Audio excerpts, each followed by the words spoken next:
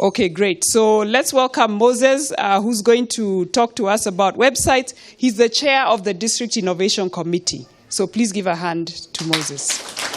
Thank you, Tripoli. How's everyone? So they always call this a graveyard shift. You're the one who keeps people away from their lunch. So I'm going to try and be as quick as possible. So I think when it comes to building good club websites, there are probably three things that are critical. The first one is that it's an essential part of your club in terms of extending the brand. You know, we talk a lot about social media and these platforms, but most of the time we refer to those as sort of shared media. It's a platform that you don't really own, you use the platform, but the website is the one thing that you truly control and you own. So think of it as almost your home base on the internet. The second thing is I think we do a lot of stuff across different channels, but the website really is key to your communications. It's about updating it weekly, daily even, making sure that it's integrated with your social media platforms so that you can guarantee as much engagement as possible. And really, it's the opportunity to represent your authentic aspects of your Rotary Club. So what goes into building an effective website? I think the first thing that we need to look at is that it's socially integrated. Social is where currently they say that 70% of our internet time is spent. Whether it's a Facebook, Instagrams, LinkedIn's, 70% of our time is there. So we must always create that linkage, because if most of the content consumption happens on social, then you want to always be posting content from your website to social media. Secondly, it has to engage users. And usually this is a function of how frequently you update content, how interesting that content is. I love some of the tips that Sharon shared. And those really do also apply to your website. Thirdly, content is key, right? So think about who you're talking to, what you're talking about. Is it important? Will it drive an action, such as people joining your club?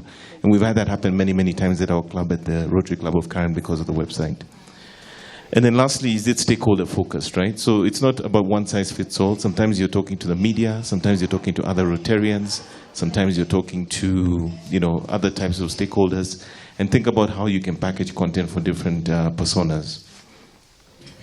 Other key pieces in the modern website today, one is responsive. So responsive design is the idea that your website fits every screen. So whether you're using a smartphone, a tablet, or a smart TV, the idea is that it's able to adjust the width and the way that the content is presented so that it can work effectively across every type of screen. Secondly, the content has to be of high quality and updated regularly. The updated regularly is actually most important for Google, because Google today determines your ranking on the strength of how frequently you update your content. So if you're doing it at least weekly or every couple of weeks and you put a couple of pieces of content, Google gets a signal that these guys are current and therefore they're worthy of a good ranking. Lastly, the design and UX. So today I don't believe anybody deserves to have an ugly Rotary Club website, simply because I'm going to show you a couple of hacks on how you can do that. It doesn't have to be expensive, right? So some people in this room might be in the web design business. I'm sorry, guys. I'm going to release a few secrets. But the idea is that I know Rotary Clubs are usually financially pressed when it comes to getting a decent website.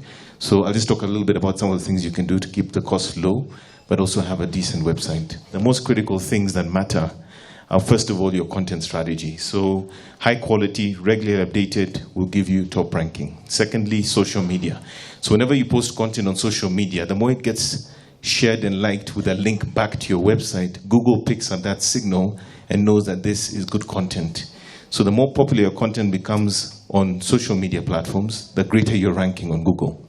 And lastly, backlinks. If you're publishing really good content and lo and behold, the Daily Nation decides to grant you a link saying, wow, this is a great story on this website, or you go into the Daily Nation and see an interesting Rotary article, but when you're commenting, you link it back to your club website. That backlink has incredible value in terms of Google determining how you rank.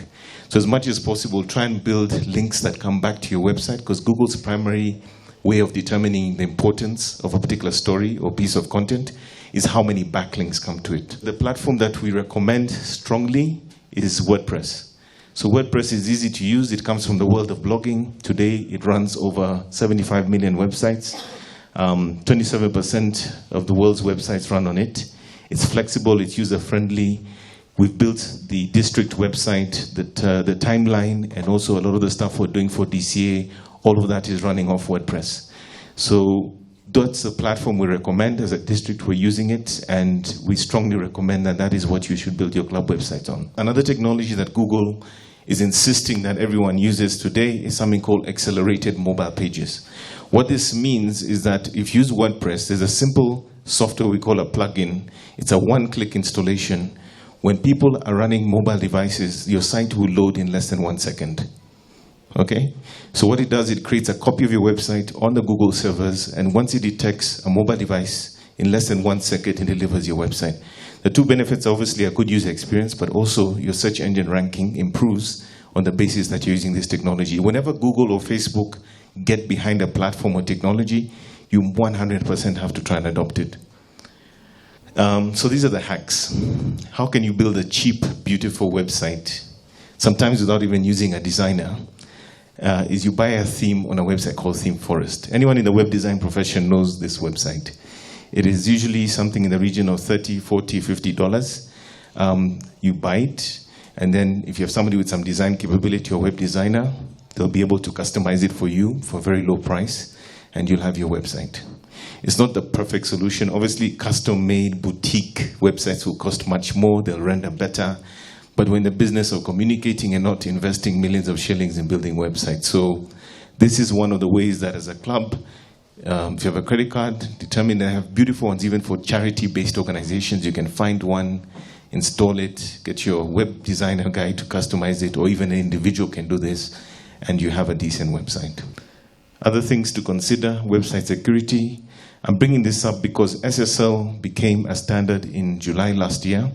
I've put Chrome there specifically because today it is the #1 browser in the world. It is owned and controlled by Google. And Google now, if you don't have the SSL where you see the padlock, then what happens is that your ranking not only goes down, but your site is considered to be not secure. And if somebody wants to work with your Rotary Club and the first thing they see is that this website is not secure, chances are they'll just take off. Or it's a reputational issue. So think about having SSL. Many providers like GoDaddy have that capability built into their platforms. It'll cost you something like $30 a year, and you'll have SSL integrated. So in one platform, you'll also get the SSL package. And that essentially is everything I had for the website component. Thank you.